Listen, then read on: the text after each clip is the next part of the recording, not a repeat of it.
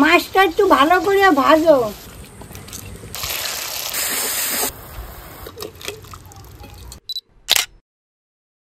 আজকে আবার চলে আসছি ঠিক।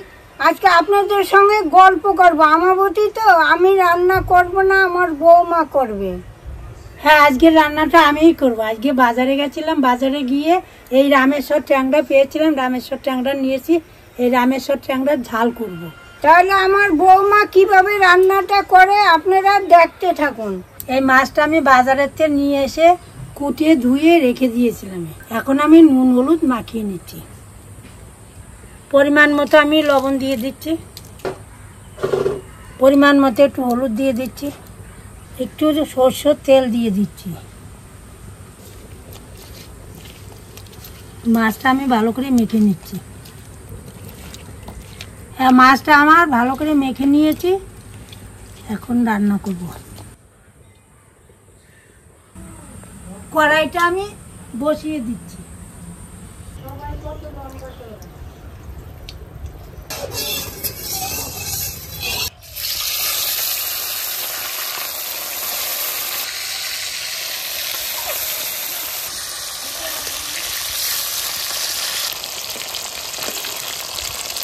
মাছটা একটু ভালো করে ভাজো। এই মাছটা একটু ভালো করে ভাজলে না গন্ধটা বাজে না। এই মাছ, আর মাছ, পাঙ্গাস মাছ। মাছটা আমি কড়া করে ভেজে নিয়েছি, এখন আমি তুলে নিচ্ছি।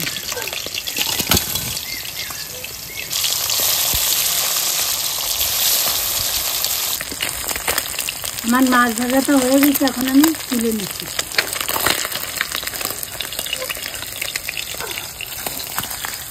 মাছটা ভেজেছি, ওর ভিতরে একটু তেল ছিল, আর একটু তেল দিয়ে দিয়েছি। এখন আমি কালো জিরেটা সোমবার দিয়ে দিচ্ছি। কালো জিরেটা ফোড়ন দিয়ে দিচ্ছি, এর সাথে দুটো কাঁচা লঙ্কা ফোড়ন দিয়ে দিচ্ছি। এখন আদাটা ফোড়ন দিয়ে দিচ্ছি। আমি এখন টমেটোটা দিয়ে দিচ্ছি, আমি জিরেটা দিয়ে দিচ্ছি, এর সাথে ধনেটা দিয়ে দিচ্ছি। পরিমাণ মতো হলুদ দিয়ে দিচ্ছি, লঙ্কার গুঁড়ি দিয়ে দিচ্ছি, এক চামচ মতো দিলাম কাশ্মীর লঙ্কা, একটুখানি কাশ্মীর গুঁড়ি লঙ্কা দিয়ে দিচ্ছি। পরিমাণ মতো একটুখানি চিনি দিয়ে দিচ্ছি যাতে কালারটা আসে। এবার লবণ দিয়ে দিচ্ছি, একটুখানি জল দিয়ে দিচ্ছি যাতে মশলাটা আমি ভালো করে কষিয়ে নিয়েছি। এই দেখুন তেলটা ছেড়ে দিচ্ছি, জল দিয়ে দিচ্ছি।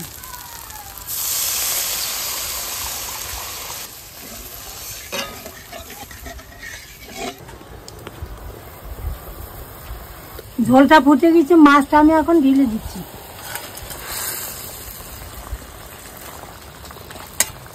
আমি এখন ধনে পাতাটা দিয়ে দিচ্ছি।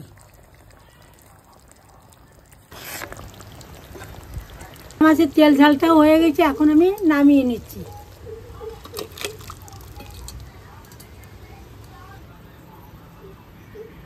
আমার বৌমার রান্না আপনাদের কিরকম লাগলো অবশ্যই আমাকে জানাবেন।